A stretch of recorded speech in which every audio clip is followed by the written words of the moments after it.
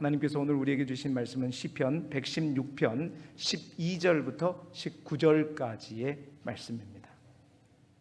기록된 말씀을 제가 봉독하도록 하겠습니다. 내게 주신 모든 은혜를 내가 여호와께 무엇으로 보답할까? 내가 구원의 잔을 들고 여호와의 이름을 부르며 여호와의 모든 백성 앞에서 나는 나의 소원을 여호와께 갚으리로다. 그의 경건한 자들의 죽음은 여호와께서 보시기에 귀중한 것이로다. 여호와여, 나는 진실로 주의 종이요 주의 여종의 아들 곧 주의 종이라.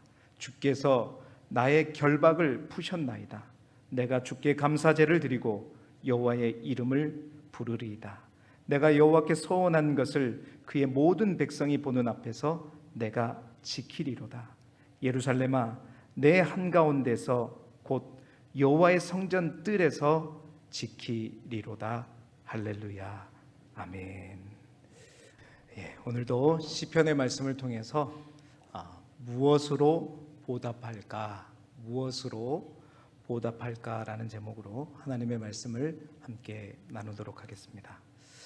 흔히 그런 말이 있습니다. 감사는 깨닫는 자의 것이다. 감사는 깨닫는 자의 것이다. 그렇습니다. 똑같은 은혜를 입었어도 감사하는 사람이 있는가 하면 전혀 그것을 감사로 생각하지 않는 사람이, 그런 사람들 또한 그저 당연한 것처럼 생각하는 사람들 또한 있습니다. 누가복음 17장에 보면 여러분이 잘 아시는 10명의 나병 환자가 예수 그리스도로 인해서 고침을 받았죠. 그러나 잘 아시듯 주님께 돌아와 감사함으로 하나님께 영광 돌리는 사람은 몇 명이었죠? 단 한 명이었습니다. 그것도 사마리아 사람이었죠. 10명 중에 한 명, 어떻게 보면 10대 1이라는 이 비율, 참 인간의 안타까운 현실이 아닌가 싶은 생각이 들었는데, 그런데 왜 그 한 사람만 올 수 있었는가? 바로 감사는 깨닫는 자의 것이기 때문입니다. 그 한 사람만이 그 하나님의 은혜를 깨달을 수 있었기 때문이죠.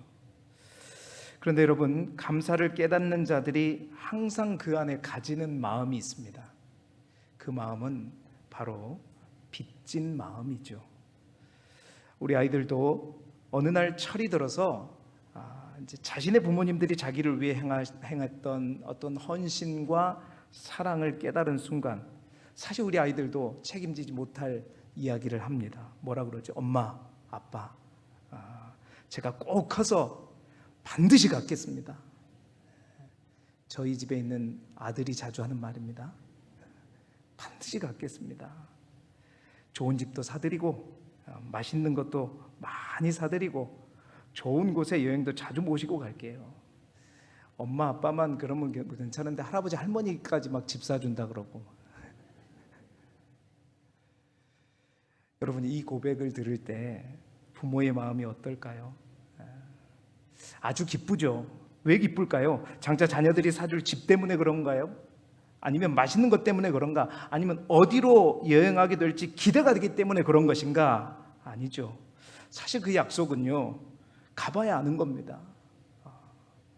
자기 혼자 몸이 아니기 때문에 아들들은 며느리한테 물어봐야 될 문제고 딸들은 사위한테 물어봐야 할 문제예요, 사실은. 그런데도 여러분, 그 말을 듣게 되면 부모는 참 기쁩니다. 왜죠?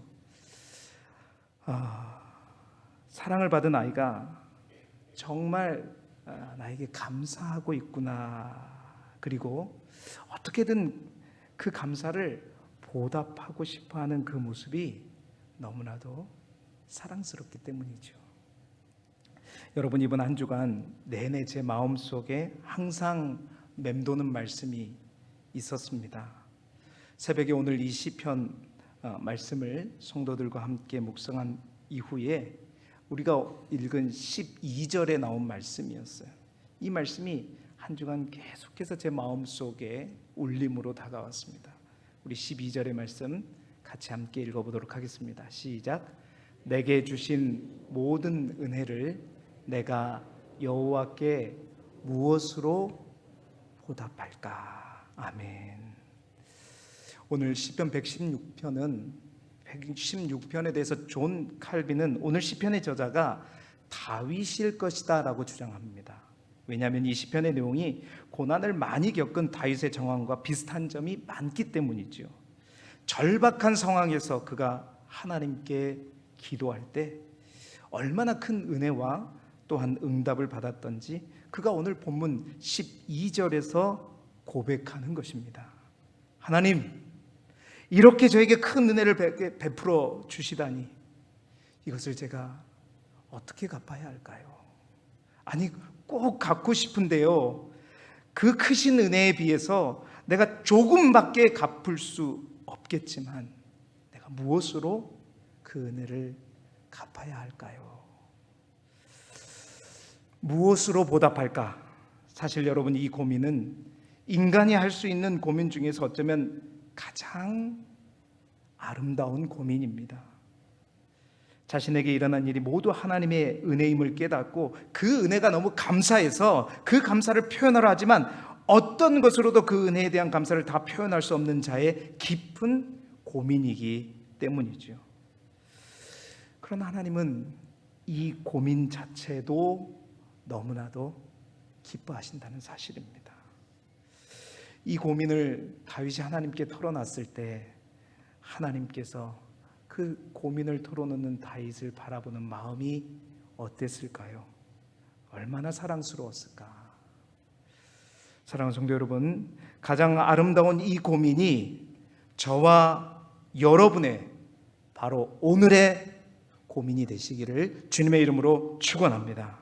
오늘 시편 116편을 제대로 풀어가는 열쇠는 바로 이 고민의 말씀입니다. 다윗이 이 고민에 대한 자신의 답을 찾아서 하나님께, 그렇습니다 하나님, 제가 이제부터 평생에 하나님 앞에 무엇으로 보답할까? 평생에 이렇게 갖겠습니다, 이렇게 보답하는 삶을 살겠습니다 라고 고백하면서 하나님을 찬양하는 시편이 바로 오늘 시편 116편의 말씀입니다. 오늘 가장 아름다운 고민에 대한 다윗의 해답이 저와 여러분의 해답이 되기를 소망하고, 우리 또한 내가 무엇으로 보답할까? 나의 답을 찾으셔서 그 하나님의 은혜에 보답하며 살아가는 복된 이 한 주간이 되시기를 주님의 이름으로 축원합니다. 첫 번째로 다윗이 얻은 답은, 이 고민에 대한 답은 뭐냐? 하나님을 평생토록 사랑하겠습니다 라는 답입니다. 하나님, 내가 평생 하나님을 사랑하겠습니다.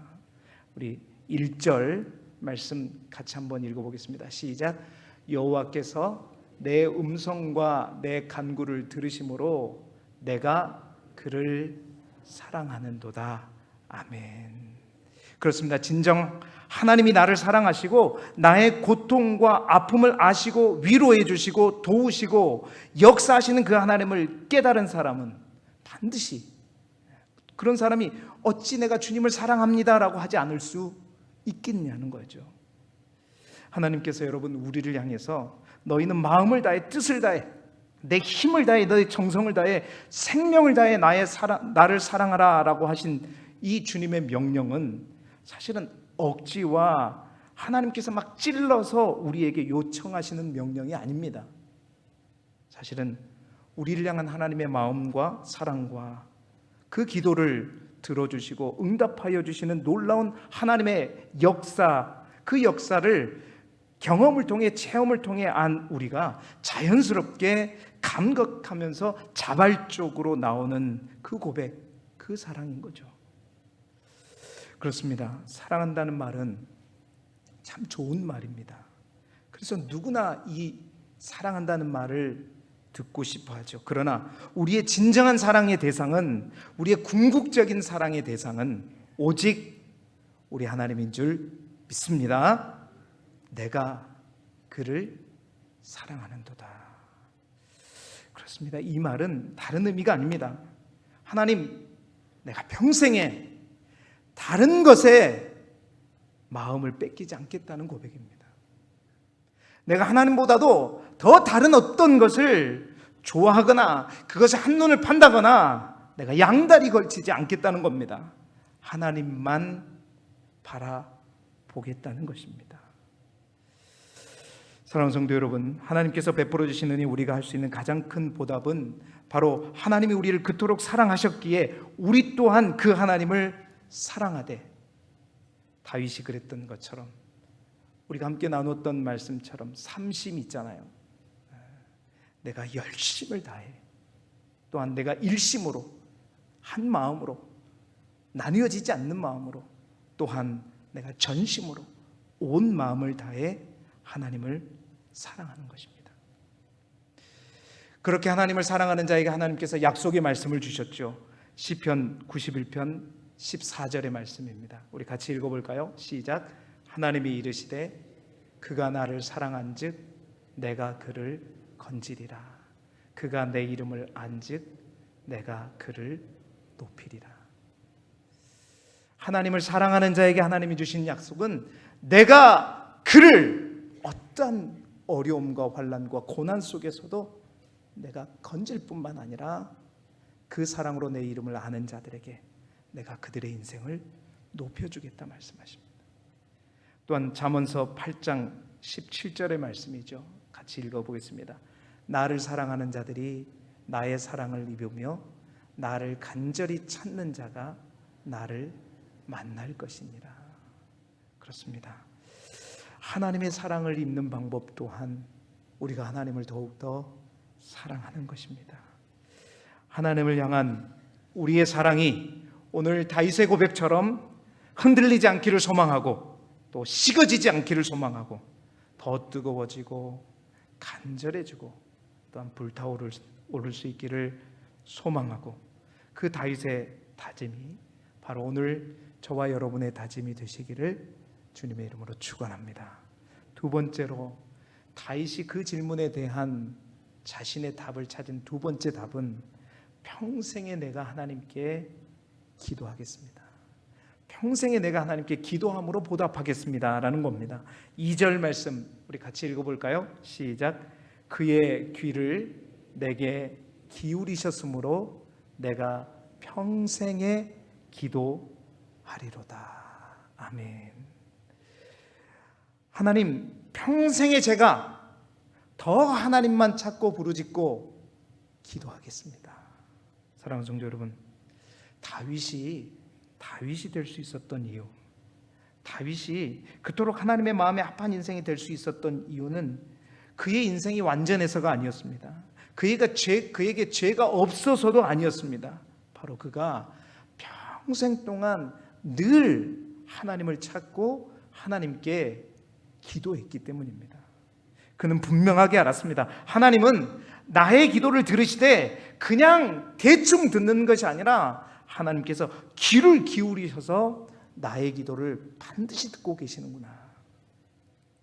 여러분, 지금 내 가슴 속에, 내 마음 속에 평생을 두고 내가 해야지 하면서 결심하고 있는 것이 혹 무엇입니까?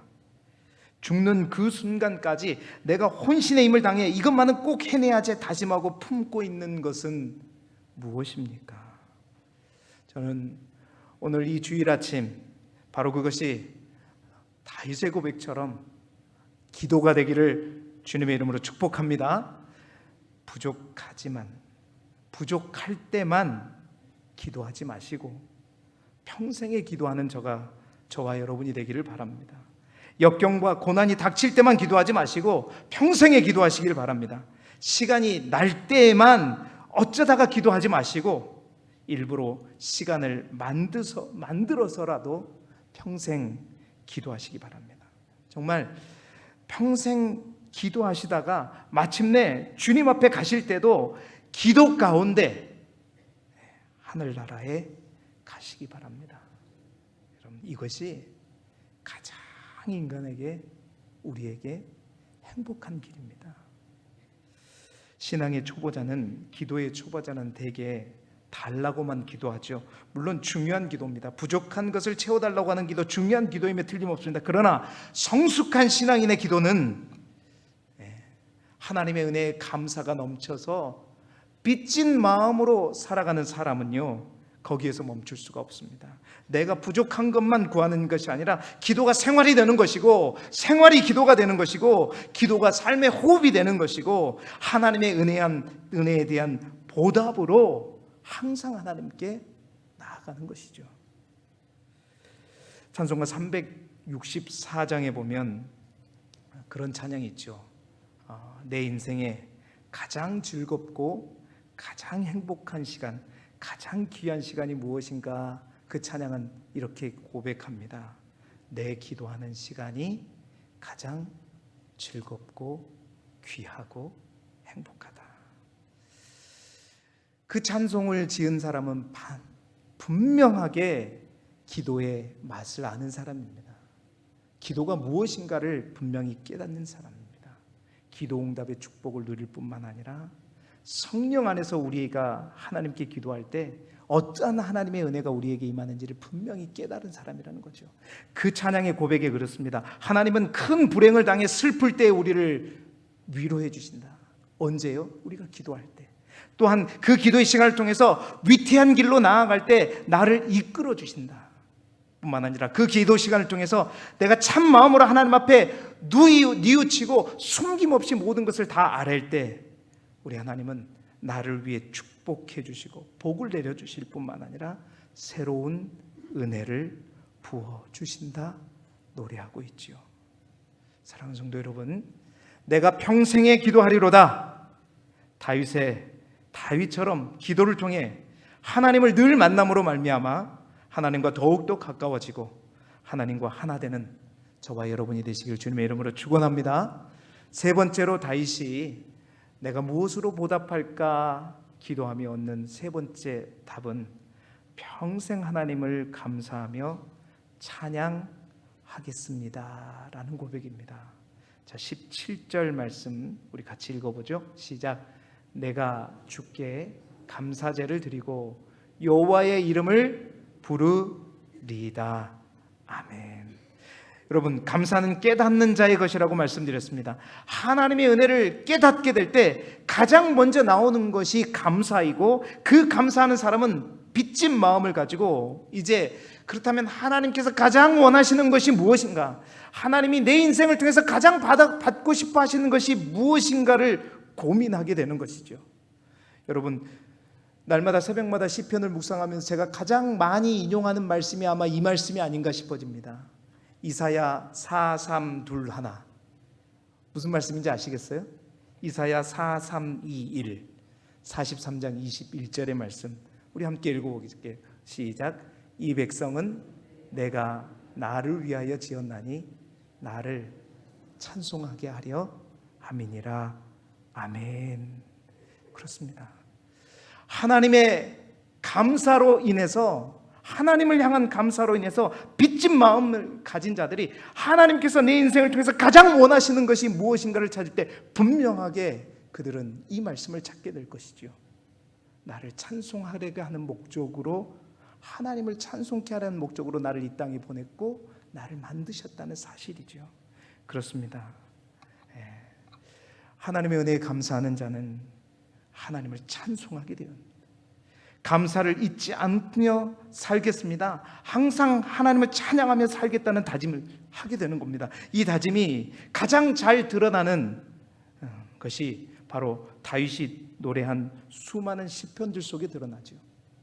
여러분, 다윗이 감사하고 찬양하는 그 시편들 새벽마다 우리가 많이 묵상하고 있지만 그 감사와 찬양을 보게 되면 그 감사와 찬양이 감사할 만할 때, 감사의 제목이 넘칠 때 감사하는 것보다 그렇지 못할 때가 더 많다는 거예요.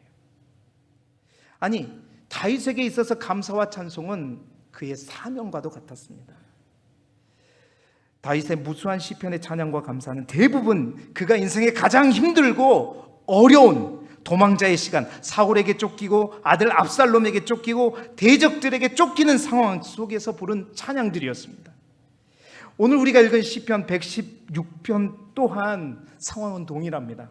오늘 시편 116편 3절에 보면 다윗이 어떠한 상황 속에서 이 시편을 노래하고 있는지를 볼 수 있어요. 사망의 줄이 나를 두르고 수월의 고통이 내게 이름으로 내가 환난과 슬픔을 만났을 때, 얼마나 힘들었으면 사망을 생각하고, 가장 고통스러운 그 수호를 생각하고 환난과 슬픔을 만났을 때에 오늘 이 찬송을 부르고 있는 겁니다. 다윗의 대부분의 많은 찬송들이 그렇습니다. 가장 어렵고 힘들고 고통스럽고 누군가에게 쫓길 때 불렀던 감사요, 그럼에도 불구하고 감사하고, 그리 아니하실 그런 상황 속에서도 감사하고 찬송하고 있다는 것이죠. 여호와의 이름을 부르리이다. 여러분, 여호와의 이름을 부르리이다, 이 말에 대해서 우리가 곰곰이 더 묵상해 보기를 원하는데요, 오늘 시편 116편은 제1할렐 시편이라고 알려져 있습니다. 시편 113편부터 118편까지가 제1할렐 시편이라고 불리우죠. 그래서 오늘 시편의 마지막 절에 보면 할렐루야로 마침표를 찍고 있는데, 여러분 잘 아시는 할렐루야의 뜻이 무엇입니까? 할렐루야의 뜻이 뭐예요? 할렐루야는 세 단어의 합성어입니다. 그러니까 찬양하다라는 뜻의 할랄이라고 하는 히브리어 동사와 복수형의 전미어인 우, 그리고 여호와 하나님을 나타내는 야훼의 그 야가 합쳐져서 여호와 하나님을 찬양하라라는 뜻이 뭐예요? 할렐루야입니다. 할렐루야, 세 단어의 합성어예요. 그런데 여러분, 특히 동사 할랄이라고 하는 이 동사에는 여러 가지 뜻이 있는데요, 히브리어에 보면 대표적으로 네 가지의 뜻으로 요약할 수가 있습니다. 할랄이라는 이 동사의 첫 번째 의미는 무슨 뜻이냐면요, 빛내다라는 뜻이에요. 만약 우리가 할렐루야라고 고백한다면 이 말은 무슨 뜻이냐면, 하나님, 제가 내 삶을 통해서 나를 빛내고 나를 드러내는 것이 아니라 하나님을 빛내겠습니다. 이것이 할렐루야의 의미입니다. 또한 둘째는 이 할랄이라고 하는 동사의 두 번째 의미는 자랑하다라는 말의 의미입니다. 자랑하다라는 뜻이 있어요. 또한 만약 우리가 할렐루야라고 말한다면 이 두 번째 뜻으로 말하자면, 하나님, 제가 이 땅을 살아가면서 날마다 하나님만을 자랑하겠습니다. 하나님만을 간증하겠습니다. 하나님만을 드러내겠습니다 라는 뜻입니다. 세 번째, 이 할랄이 가진 뜻이 뭐냐면, 우리가 가장 일반적으로 알고 있는, 우리가 지금 알고 있는 찬양하다라는 뜻입니다. 이것은 하나님, 제가 당신만을 높이겠습니다. 당신만을 노래하겠습니다 라는 뜻이죠. 마지막 네 번째 뜻이 있습니다. 이 네 번째 뜻이 또한 의미심장한데요, 할랄이란 히브리어 동사의 마지막 네 번째 뜻은 뭐냐면 미치다라는 뜻입니다. 미치다라는 것은 미친 사람 말하는 거죠. 근데 이 미치다는 말이 정신이 온전하지 않다라는 의미보다 어떤 뜻이냐면 지배받다라는 의미입니다. 할랄이라는 말의 네 번째 의미는 지배받다는 거예요. 여러분, 술에 취해서 술의 지배를 받으면 술에 미친 것이고, 운동을 너무 좋아해서 운동의 지배를 받으면 운동에 미친 것이고, 물론 귀신의 지배를 받으면 귀신에게 미친 것이죠. 그래서 우리가 할렐루야 하고 이 네 번째 뜻으로 말할 때는 무슨 의미냐? 하나님, 내가 하나님의 지배만을 받겠습니다. 내가 하나님의 명령만을 따르겠습니다. 하나님의 명령에만 순종하겠습니다. 여러분, 할렐루야는 단순히 찬양하겠습니다라는 말의 의미를 넘어선다는 것입니다. 단순하게 우리가 할렐루야 하면서 인사하잖아요. 할렐루야는 우리의 인사할 때 쓰는 단어가 가벼운 말이 아니라는 거죠. 자, 그런 의미에서 우리 너무 경직되어 있는 것 같아요. 우리 옆 사람을 향해서 할렐루야 하시기 바랍니다. 인사 한번 하겠습니다. 시작. 할렐루야 하세요. 네. 할렐루야 한다는 것은 그렇습니다. 빛내고 자랑하고 높이고 지배받는 삶. 또한 여러분, 이 할랄이라는 동사는 언제나 강조형으로만 쓰인다는 거죠. 히브리어에서 강조형이 되면 무슨 뜻이냐면 계속해서, 마음을 다해서라는 의미를 담고 있는 것입니다. 다시 말해서 계속해서 마음을 다해서 하나님을 찬양하겠습니다 라는 의미가 바로 할렐루야의 의미입니다. 그런데 우리가 여기서 중요하게 생각해야 될 단어는 뭐냐면 할렐루야에서 가장 중요한 단어는 뭐냐? 바로 야입니다. 야는 뭐의 약자라고 그랬어요? 아까 야훼, 여호와, 하나님의 약자라는 거죠. 누구를 빛내고 누구를 자랑하고 누구를 높이고 누구의 지배를 받느냐, 그 대상이 너무나도 중요합니다. 이스라엘 사람들은 항상 할렐루야 하지 않았습니다. 그들은 시시때때로 할렐루 바알, 할렐루 아세라, 할렐루 자기 자신, 그렇습니다.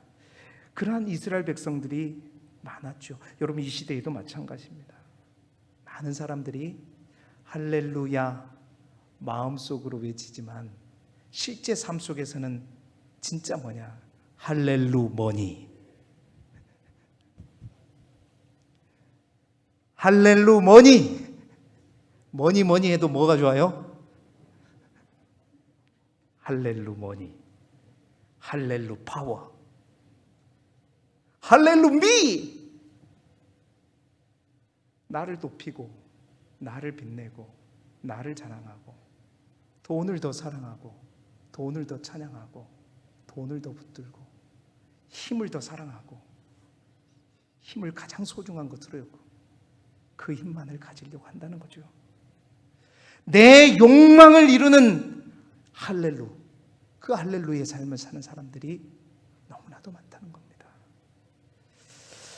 그렇습니다. 여러분, 그리스도인들은 할렐루야를 야훼 입술로 고백할 뿐만 아니라 삶으로 그 할렐루야의 삶을 살아가는 사람들입니다. 오늘 다윗이 고백했던 것처럼 하나님, 평생에 내가 할렐루야 하겠습니다. 할렐루 하나님, 할렐루 예수님, 할렐루 성령님. 평생에 그 하나님께, 예수님께, 성령님께 찬송으로 보답하는 삶을 결단하며 살아가는 저와 여러분의 인생이 되시기를 주님의 이름으로 축원합니다. 마지막으로 네 번째로 그가 다짐하고 고백하는 것은 뭐냐면 하나님, 평생 내가 소원한 것을 지키며 살겠습니다. 14절, 18절 말씀을 화면을 보면서 같이 읽어보겠습니다. 시작. 여호와의 모든 백성 앞에서 나는 나의 소원을 여호와께 갚으리로다. 내가 여호와께 소원한 것을 그의 모든 백성이 보는 앞에서 내가 지키리로다. 아멘. 자, 보세요. 다윗은 자신이 이렇게 하나님 앞에 고백한 소원, 하나님, 내가 평생에 하나님을 사랑하겠습니다. 내가 평생에 더욱더 하나님께 기도하겠습니다. 내가 평생에 하나님께 감사하며 여호와 이름을 부르며 할렐루야 하겠습니다. 이 소원을 내가 반드시 지키겠습니다. 반드시 지키래. 내 마음속으로, 내 개인적인 소원이니까 은밀하게 내가 그것을 지켜가는 것이 아니라 모든 백성들 앞에서, 많은 사람들 앞에서, 그 모든 사람들이 인정할 정도로 그들 앞에서 내가 나의 소원을 여호와께 갚겠습니다. 모든 백성 앞에서 그러한 삶을 지키며 하루하루를 살아가겠습니다 말하고 있어요. 뿐만 아니라 19절 말씀입니다. 19절 말씀 같이 한번 다시 읽어보죠. 시작. 예루살렘아, 내 한가운데서 곧 여호와의 성전 뜰에서 지키리로다. 할렐루야. 아멘. 그렇습니다. 여호와의 성전 뜰에서 지키리로다. 예루살렘아, 예루살렘 모든 백성들, 내가 하나님의 성전 뜰에서 지키겠다는 말은 하나님 앞에서 지키겠다는 거예요. 우리를 눈동자같이 지키시는 그 하나님의 보는 앞에서 하나님 지키겠다. 여러분, 평생 소원한 것을 지키며 살겠다는 이 다윗의 고백은 그렇습니다. 남들에게 드러내고 보여주고 자랑하려는 것이 아니라 하나님 앞에서, 그리고 많은 사람들 앞에서 은밀하게 내 마음속으로만이 아니라 그 모든 사람들 앞에서 내가 정말 하나님께 감사하는 이 빚진 마음을 가지고 하나님께 다짐한 이 소원들을 반드시 한 번에 다 되지는 않더라도 하나씩 여러분, 평생이라는 말의 의미의 또 다른 의미는 한 번에 다 하겠다는 게 아니라 부족하지만 조금씩 늘려나가겠다는 거죠. 그래서 평생에 성화되어 가고 변화되어 가고 성장하고 성숙된 사람으로 살아가겠다라고 엄숙하게 선언하고 다짐하는 말씀이죠. 사랑하는 성도 여러분, 오늘 다윗의 시편을 통해 우리는 하나님의 은혜에 어떻게 보답하고 있는가, 내 스스로를 함께 돌아보았으면 좋겠습니다. 새벽에도 말씀드렸지만 원수는 돌에 새기고 은혜는 물에 새긴다라는 말이 있죠. 그 말은 뭐예요? 기분 나쁜 것은, 안 좋은 것은 돌에 새긴단 말은 지워지지 않는다는 것이고, 은혜는 어디에 새겨요?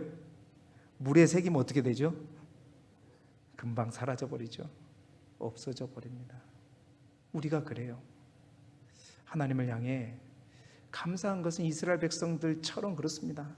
출애굽할 때부터 가나안 땅에 도착해서 가나안 땅을 정복하고 다시 쫓겨나서 바벨론 포로로 갔다가 다시 돌아온 그 모든 은혜 순간순간마다 그때만 그들은 하나님의 은혜를 항상 물에 새겼습니다. 그러나 항상 하나님께 불평할 때, 원망스러울 때 그 원망들은 어디에? 돌에 새겼어요. 돌에 새기면서 항상 그걸 가지고 하나님 앞에 불평했죠. 우리의 인생은 그러한 인생이 되지 않기를 소망합니다. 우리의 인생은 그렇습니다. 정말 하나님 앞에 배은망덕한 그런 말을 듣지 않는 저와 여러분이 되시기를 소망합니다. 정말 여러분, 이 한 주간에 지극히 거창하고 큰 일이 아닐지라도 오늘 이 말씀을 통해서 저는 그랬습니다. 이 한 주간 이 말씀이 계속 저를 쫓아다니면서 하나님께서 저에게 몇 주 전부터 계속해서 말씀하시는 게 있었어요. 원하시는 것이 있었단 말이에요. 근데 이 말씀을 딱 받고 하나님의 응답으로 저는 잡았습니다. 하나님, 그래요. 그거 큰 거 아니지만, 커다란 거 아니지만, 대단한 것 아니지만, 정말 하나님께서 그렇게 원하시고 하나님께서 기뻐하시니 제가 그거 반드시 한번 해보겠습니다. 반드시 그거 지켜가보겠습니다. 그것을 가지고 하나님의 은혜에 보답하는 삶을 살아보겠습니다 하면서 지금도 기도하고 그러한 삶을 살고 있습니다. 오늘도 여러분에게도 무엇으로 보답할까? 이 말씀을 들으면서 여러분, 정말 여러분이 하나님의 은혜를 깨닫는 자라면 무엇으로 보답할까? 여러분의 그 고민에 하나님께서, 성령께서 뭔가를 주실 줄 믿습니다. 그것이 큰 거가 아니고 작은 거일지라도 하나님이 정말 기뻐하시는 1개, 2개, 3개, 몇 개 안 될지라도 그것을 평생에 조금씩 꾸준히 해갈 수 있기를 소망합니다. 끊어야 할 것이 있다면 과감하게 끊으시기를 소망하고, 또한 버려야 될 게 있다면 버릴 수 있기를 소망하고, 또한 내가 끝까지 붙잡아야 될 것이 있다면 붙잡으십시오. 또한 소박하지만 하나님, 내가 공예배만큼은 반드시 참여하겠습니다, 그런 마음이 든다면 꼭 그것으로 하나님께 보답하시길 바라고, 하나님, 내가 자꾸 하나님께서 요즘에 새벽에 나오라는 말씀을 주시고 그 마음을 주시는데 하나님, 그거 해보겠습니다. 지치고 힘들지만 50일 기도학교 때만이 아니라 꼭 한번 해보겠습니다. 내 몸이 부서지는 한이 있더라도 하나님은 몸이 완전히 다 부서지도록 나를 사랑하셨는데 한번 해보겠습니다. 그런 마음으로 그 소원을 반드시 지킴으로 하나님을 기쁘시게 하고, 또한 하나님께 보답하는 복된 삶을 살아가시는 한 주간의 삶과 저와 여러분의 인생이 되시기를 그리스도 예수 이름으로 축원합니다.